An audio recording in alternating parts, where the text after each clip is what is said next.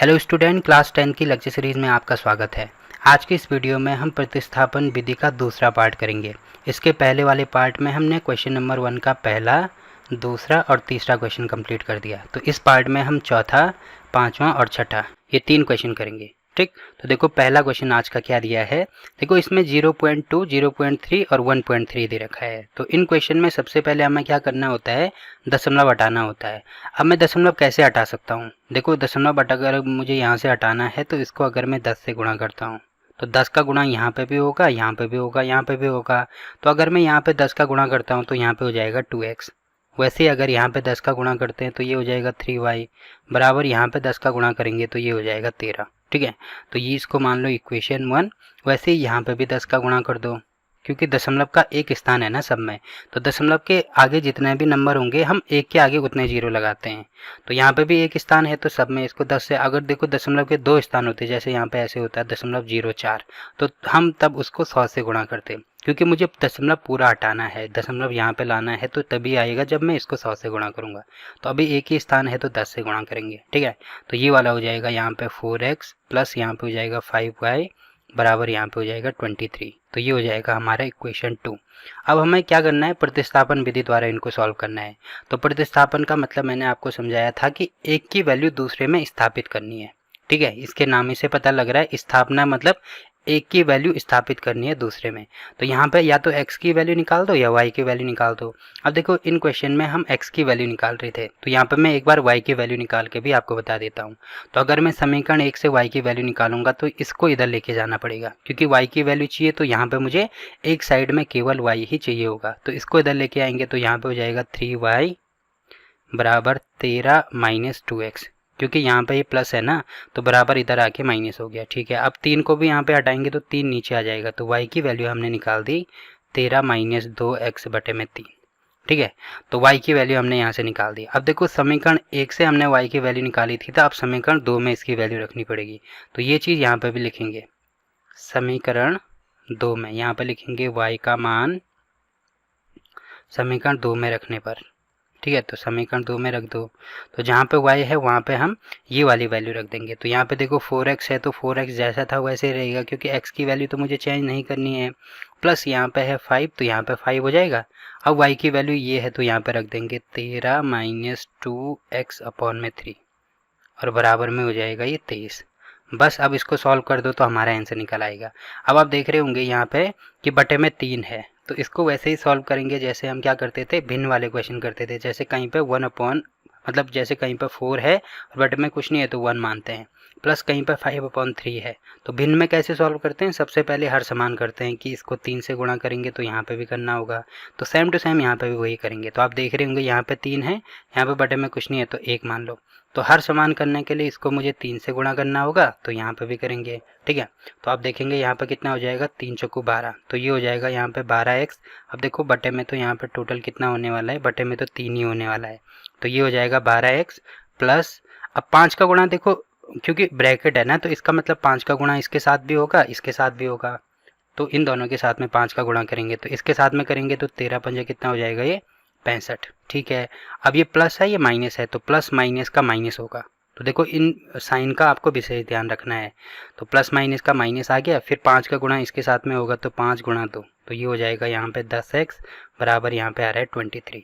अब 3 का गुणा यहाँ करेंगे तो देखो कितना हो रहा है, यहाँ पे देखो ये 12x है, ये माइनस 10x है, तो इनको दोनों साथ में लिख दो, 12x माइनस 10x, ये अलग हो गए, बीच में प्लस है तो प्लस 65 और यहाँ पे हो जाएगा 23 गुणा 3 का गुणा यहाँ करेंगे तो ये हो जाएगा।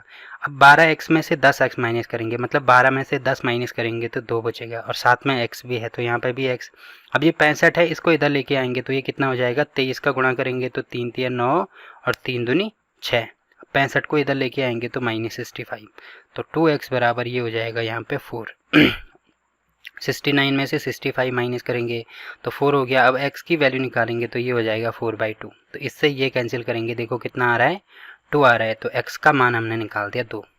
अब देखो x की वैल्यू मिल गई हमें, x की वैल्यू अब इन दोनों इक्वेशन में से हम कहीं पे भी रख सकते हैं। जैसे अगर मैं समीकरण 1 में रखता हूँ तो यहाँ पे लिखना भी होगा x का मान का मान जिस भी समीकरण में रख रहे हैं, जैसे समीकरण 1 में रख रहे हैं तो समीकरण 1 में रखने पर आप पूरा लिखना है इसको, ठीक है। तो समीकरण 1 ये वाली है हमारे पास, तो 2 इंटू, अब x की जगह पर क्योंकि 2 हमने निकाला है तो 2 आ जाएगा, प्लस यहाँ पे होगा 3y बराबर 13, तो यहाँ पे होगा 2 दूनी 4 प्लस 3y बराबर होगा 13।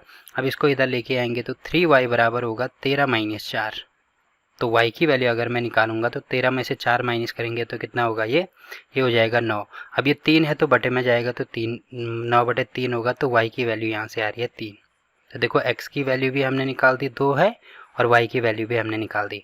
अब देखो x और y की वैल्यू अगर मैं इस समीकरण में रखता हूँ ना तो ये सेटिस्फाई करती है। जैसे अगर मैं एक बार रख के देखता हूँ, देखो y की वैल्यू मुझे 3 रखनी है तो ये हो जाएगा 3 गुणा 3, और प्लस x की वैल्यू 2 रखनी है तो ये हो जाएगा 2 गुणा 2, तो 2 दूनी होता है 4 प्लस 3, 3 होता है 9, 9 और 4 कितना होता है 13। तो लेफ्ट हैंड साइड में देखो 13 आ रहा है तो राइट हैंड साइड में भी 13 ही आ रहा है, तो ये दोनों बराबर हैं, ठीक है। वैसे ही यहाँ पर भी रखेंगे तो ये सेटिस्फाई होनी चाहिए। एक बार आप अपने आंसर को चेक भी कर सकते हैं, अगर सेटिस्फाई नहीं हो रही है तो इसका मतलब हमने x और y की वैल्यू गलत निकाली है, ठीक। तो देखो इसका चौथा पार्ट भी यहाँ पे कंप्लीट हो गया है। वैसे ही इसका 5वां पार्ट करेंगे, तो 5वें पार्ट को मैं यहाँ पर लिख देता हूँ। यहाँ पे हो जाएगा √2x प्लस √3y बराबर हो जाएगा 0, और यहाँ पे हो जाएगा √3x माइनस √8y बराबर हो जाएगा 0। तो ये हो जाएगी हमारी इक्वेशन 1, ये हो जाएगी हमारी इक्वेशन 2। अब यहाँ पे अगर मुझे x की वैल्यू चाहिए तो इसको इधर लेके आना पड़ेगा, तो यहाँ पे मैं इसको लिख सकता हूँ √2x बराबर हो जाएगा माइनस रूट में 3y, ठीक है। अब x की वैल्यू चाहिए तो रूट को नीचे लेके आएंगे, तो ये हो जाएगा रूट में माइनस √3y बटे में ये हो जाएगा √2। अब x की वैल्यू तो हमने निकाल दी क्योंकि एक तरफ केवल x हो गया। अब x का मान क्योंकि समीकरण 1 से हमने निकाला था तो हमें किस में रखना पड़ेगा, समीकरण 2 में रखना पड़ेगा। तो यहाँ पे लिखना भी होगा कि x का मान समीकरण 2 में रखने पर, ये पूरा लिखेंगे आप, ठीक है। तो मैं यहाँ पे लिख रहा हूँ समीकरण 2 में रखने पर, मैं भी लिख देता हूँ पूरा रखने पर। तो समीकरण 2 में रख दो तो ये हो जाएगा यहाँ पे √3 इंटू, आप देख रहे होंगे कि x की वैल्यू ये हमने निकाली है, तो ठीक है यहाँ पर रख दो माइनस √3 अपॉन √2 इंटू वाई, ठीक है। फिर साथ में माइनस है, √8 है और y है बराबर, ये है 0 के बराबर। अब इसको सॉल्व करेंगे तो आप देखेंगे सबसे पहले कि यहाँ पे ये माइनस है, यहाँ पे प्लस है, तो प्लस इंटू माइनस, तो प्लस माइनस का तो होगा माइनस। अब ये √3 है, ये √3 है, तो √3 इंटू √3, ठीक है। और बटे में √2 है तो √2 और साथ में y है तो y, फिर माइनस √8 y बराबर हो जाएगा 0 के। अब √3 क्या होता है, इसकी वैल्यू होती है 3 के बराबर। क्यों होती है, क्योंकि रूट का मतलब होता है 3 की पावर 1/2, 3 की पावर हाफ इंटू, और फिर रूट का मतलब होगा 3 की पावर हाफ। अब देखो अगर बेस सेम हो, ये जो बेस सेम हो और बीच में गुणे का साइन है तो घातें आपस में जुड़ जाती हैं, ये आपको छोटी कक्षाओं में पता होगा, ठीक है। तो 1/2 प्लस 1/2, अब इसको सॉल्व करेंगे तो यहाँ पे 1 आएगा, मतलब ये हो जाएगा 3 की पावर 1, तो 3 की पावर 1 का मतलब 3 ही होगा, तो तभी यहाँ पे 3, तो इसके बदले में 3 लिख सकता हूँ, तो ये हो जाएगा माइनस में, अब √3 इंटू √3 की वैल्यू तो 3 हो गई, ठीक है। तो यहाँ पे मैं लिख देता हूँ, इसकी वैल्यू हो गई हमारे पास 3, साथ में y और बटे में √2, और माइनस ये हो जाएगा √8y बराबर ये हो जाएगा 0। अब आप देख रहे होंगे कि ये भी ऐसे ही बन गए जैसे ऊपर वाले क्वेश्चन बना था, तो इसमें भी जैसे हम भिन्न को सॉल्व करते हैं तो वैसे ही करेंगे। तो यहाँ पे देखो 1 है, तो अब हमें हर समान करना है, तो यहाँ पे √2 है, तो अगर मैं यहाँ पे √2 से गुणा कर दूँ तो यहाँ पे भी करना होगा, ठीक है। तो √2 से गुणा करेंगे तो आप देखेंगे √2 दोनों में आ रहा है, तो इसका मतलब यहाँ पे √2 हो जाएगा, यहाँ पे माइनस 3y हो जाएगा और साथ में माइनस, अब देखो ये ऐसे है √8 इंटू √2, ये ऐसे है, तो इसको मैं ऐसे लिख सकता हूँ, देखो रूट यहाँ भी है यहाँ भी है, तो मैं रूट में होल में रूट लिख सकता हूँ, और ये हो जाएगा 8 गुणा 2, तो 8 गुणा 2 मतलब ये हो जाएगा रूट में 16। अब √16 किसकी वैल्यू होती है, 4 की वैल्यू होती है, ये आपको पता ही होगा। तो यहाँ पे इसके बदले में टोटल 4 लिख सकता हूँ, तो यहाँ पे 4 हो जाएगा, साथ में y बराबर ये होगा 0, ठीक है। अब आप देख रहे होंगे कि अगर मैं इसको सॉल्व करता हूँ तो -3y, देखो ये ऐसे है -3 -4, तो इसको सॉल्व करेंगे तो -7 आएगा ना, तो -7 मतलब ये होगा -7y, और बटे में √2 है तो इधर जाएगा तो 0 हो जाएगा, तो 0 इंटू √2 ये हो जाएगा। तो y की वैल्यू अगर मैं निकालूंगा तो नीचे आएगा तो देखो 0 ही होगा वो, तो y की टोटल वैल्यू हमारे पास आ रही है 0, ठीक है। अब y का मान 0 आ गया, अब हम y का मान किसी भी समीकरण में रख सकते हैं। जैसे अगर मैं समीकरण यहाँ पे समीकरण 2 में रखता हूँ तो यहाँ पर लिखना भी होगा y का मान समीकरण 2 में रखने पर, तो पहले मैं समीकरण 2 लिख देता हूँ यहाँ पे, √3x माइनस √8y बराबर 0, √3x माइनस √8y बराबर 0। तो y का मान क्या है हमारे पास, y का मान 0 है, तो यहाँ पे 0 हो जाएगा। देखो अगर यहाँ पे 0 रखेंगे तो x की वैल्यू भी 0 आएगी, ये हो जाएगा √3 माइनस √8 इंटू वाई की वैल्यू 0 है बराबर 0, तो ये हो जाएगा √3x, ये पूरा 0 हो जाएगा, तो इसको हटा देंगे बराबर 0, इसको नीचे लेके आएंगे तो x बराबर ये हो जाएगा 0/√3।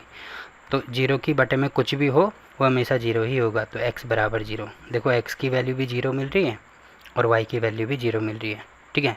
तो ये वाले क्वेश्चन का आंसर ये वाला हो गया। तो देखो ये वाला क्वेश्चन भी कंप्लीट हो गया। और वैसे ही लास्ट वाला क्वेश्चन हम करेंगे, तो इसको मैं यहाँ पे लिख देता हूँ। देखो इसको मुझे प्रतिस्थापन विधि से सॉल्व करना है, तो इसमें आप देख रहे होंगे बटे में 2 आ रहा है, 3 आ रहा है, तो सबसे पहले हमें इसको स्टैंडर्ड इक्वेशन में लेके आना पड़ेगा, जैसे हम ऊपर वाली इक्वेशन में देख रहे थे, ठीक है। तो उसके लिए मैंने आपको बोला था कि क्या करेंगे, जैसे भिन्न वाले क्वेश्चन को सॉल्व करते हैं सेम टू सेम वैसे ही करेंगे। तो आप देखेंगे अगर मैं यहाँ पे इसको अगर मैं 3 से गुणा करता हूँ तो यहाँ पे भी करना होगा, और इसको अगर मैं 2 से गुणा करता हूँ तो यहाँ पे भी करना होगा, तो तब क्या हो जाएगा हमारा हर देखो समान हो गया यहाँ पे, ठीक है। या ऐसे समझ सकते हैं जैसे छोटी कक्षाओं में आपने पढ़ा होगा कि ये नंबर जो है इसका गुणा यहाँ भी किया जाता है, फिर यहाँ भी करेंगे, और ये जो नंबर है इसका गुणा यहाँ भी करेंगे और यहाँ भी करेंगे, तब हमारा हर समान आ जाएगा। तो ठीक है, यहाँ पे आप देख रहे होंगे इसको सॉल्व करेंगे तो कितना होगा, आएगा ये 3 गुणा 3 मतलब 9, साथ में x बटे में 3 गुणा 2 तो ये हो जाएगा 6, माइनस 5 गुणा 2 तो ये हो जाएगा 10y, और बटे में 3 गुणा 2 तो ये हो जाएगा 6 बराबर में -2, ठीक है। अब हर समान हो गया तो यहाँ पे मैं 6 लिख सकता हूँ, तो ये हो जाएगा 9x माइनस 10y, ठीक है, बराबर ये हो जाएगा यहाँ पे -2। अब 6 का गुणा यहाँ करेंगे तो यहाँ पे आ गया 9x माइनस 10y बराबर माइनस 6 गुणा 2 करेंगे तो ये हो जाएगा 12। तो ये हमने बना दी इक्वेशन 1। वैसे ही इसको भी सॉल्व करेंगे तो आप यहाँ पे देखेंगे, यहाँ पे भी अगर मैं इसको 2 से गुणा करता हूँ तो यहाँ पे भी करेंगे, और यहाँ पे अगर 3 से गुणा करता हूँ तो यहाँ पे भी करेंगे, तो ये हो जाएगा यहाँ पे 2x अपॉन में 6 प्लस यहाँ पे हो जाएगा 3y अपॉन में 6 बराबर ये हो जाएगा 13/6, ठीक है। तो यहाँ पे कितना हो रहा है, ये 2x प्लस 3y अपॉन में 6 हो जाएगा बराबर 13/6। अब देखो 6 यहाँ भी है, 6 यहाँ भी है, तो 6 का गुणा अगर मैं यहाँ करता हूँ तो यहाँ पे गुणा 6 हो जाएगा ना, तो 6 से 6 कैंसिल हो जाएगा, ठीक है। या आप यहाँ पे डायरेक्ट भी कर सकते हैं कि इसमें दोनों बटे में आ रहे हैं तो इसका मतलब इसको डायरेक्ट कैंसिल किया जा सकता है, तो इससे ये वाला कैंसिल हो गया। तो समीकरण 2 मिल गया हमारे पास, 2x प्लस 3y बराबर ये हो गया हमारे पास 13। तो ये हो गया हमारी इक्वेशन 2। अब यहाँ पे वैसे ही सॉल्व करेंगे जैसे ऊपर वाले क्वेश्चन को सॉल्व कर रहे थे। तो अगर मैं यहाँ से x की वैल्यू निकालता हूँ तो ये हो जाएगा यहाँ पे 2x, इसको इधर लेके आना पड़ेगा तो ये हो जाएगा 13, यहाँ पे प्लस है तो इधर आके माइनस हो जाएगा। तो x की वैल्यू यहाँ पे आ गई 13 माइनस 3y बटे में 2। अब x का मान निकाल दिया, x का मान समीकरण क्योंकि 2 से निकाला है तो 1 में रखना पड़ेगा, तो यहाँ पे लिखना भी होगा कि x का मान समीकरण 1 में रखने पर, तो ये आप लिख देना, मैं डायरेक्ट कर रहा हूँ। तो यहाँ पे हो जाएगा 9 इंटू, अब देखो x की जगह पे ये वैल्यू आ जाएगी तो ये हो जाएगा यहाँ पे 13 माइनस 3y और बटे में ये हो जाएगा 2, ठीक है, माइनस यहाँ पे ये हो जाएगा 10y बराबर ये हो जाएगा -12, ठीक है। अब इसको सॉल्व करेंगे तो आप देख रहे होंगे कि यहाँ पे ब्रैकेट है, ब्रैकेट का मतलब 9 का गुणा यहाँ भी होगा और यहाँ भी होगा, तो ये हो जाएगा यहाँ पे 13 गुणा 9, तो 13 दशंक 130, तो 13 में 117, तो 117 ये हो गया। फिर माइनस, देखो ये प्लस है ये माइनस है, तो प्लस माइनस का माइनस, तो यहाँ पे माइनस आएगा 9 गुणा 3, 9 3 27, और बटे में y है तो y, और बटे में पूरा 2 आ रहा है तो 2, ठीक है, माइनस ये हो जाएगा 10y बराबर -12, ठीक है। अब आप देख रहे होंगे इसको कैसे सॉल्व करेंगे, इसको जैसे एलसीएम लेंगे, मतलब हर समान करेंगे जैसे भिन्न को करते हैं। तो यहाँ पे कुछ नहीं है तो बटे 1, अब यहाँ पे 2 है तो इसको अगर मैं 2 से गुणा करता हूँ तो यहाँ पे भी करना होगा, ठीक है। तो ये हो रहा है 117 माइनस 27y, फिर माइनस में 10 गुणा 2 20y, और बटे में टोटल हो जाएगा ये 2 बराबर -12, ठीक है। अब इसको सॉल्व करेंगे तो आप देखेंगे ये हो जाएगा यहाँ पे 117, अब ये ऐसे है यहाँ पे -27, ये भी y है ये भी y है, तो ये आपस में जुड़ जाएंगे बट साइन माइनस का रहेगा क्योंकि ये ऐसे है -27 -20, तो ये आपस में जुड़ जाते हैं, तो यहाँ पे होगा 7, यहाँ पे होगा 4, बट साइन माइनस का, तो ये हो गया हमारे पास -47y, ठीक है, बराबर 2 का गुणा यहाँ करेंगे तो -12 दूनी कितना होगा ये 24। अब ये जो 117 है इसको इधर लेके आएंगे तो ये हो जाएगा माइनस में 47 y बराबर माइनस में 24। अब यहाँ प्लस है तो इधर आके माइनस, तो 117, तो -47 की वैल्यू हमारे पास आ गई कितनी, ये भी आपस में जुड़ जाएंगे। तो यहाँ पे 7 और 4 कितना होगा, 11 को 1, 2 और 3 और 1 4, और 1 और 1 का 1 ही रहेगा, ठीक। तो टोटल हो रहा है ये 141। तो अगर मुझे y की वैल्यू निकालनी है तो एक ये जो -47 है इसको इधर लेके आएंगे तो ये हो जाएगा -141 बटे में 47। अब माइनस से तो माइनस कैंसिल हो गया। अब देखो यहाँ पे 1 आ रहा है, तो 1 आने का मतलब 1 कब आता है इसके साथ में, अगर मैं इसको 3 से गुणा करता हूँ तो 7 गुणा 3, 7 3 21, मतलब यहाँ पे 1 आता है। तो ठीक है, तो गुणा कर दो तो ये हो जाएगा 7 3 21 और 3 चौको 12 और 13 14। तो देखो 3 बार जाएगा, मतलब 47 से इसको अगर मैं काटूंगा तो पूरी बार 3 बार कटेगा।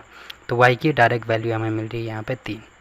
तो y की वैल्यू मिल गई। अब y का मान किसी भी इक्वेशन में रख दो, समीकरण 1 में रख दो या 2 में रख दो। देखो 2 मुझे ज़्यादा आसान लग रही है, तो यहाँ पर रखेंगे तो ये हो जाएगा 2x + 3 इंटू वाई की वैल्यू कितनी आ रही थी, y की वैल्यू 3 आ रही थी, तो यहाँ पर हो जाएगा 3 बराबर ये होगा 13। तो 2x बराबर ये हो जाएगा 13 और 3 गुणा 3 तो माइनस में 9।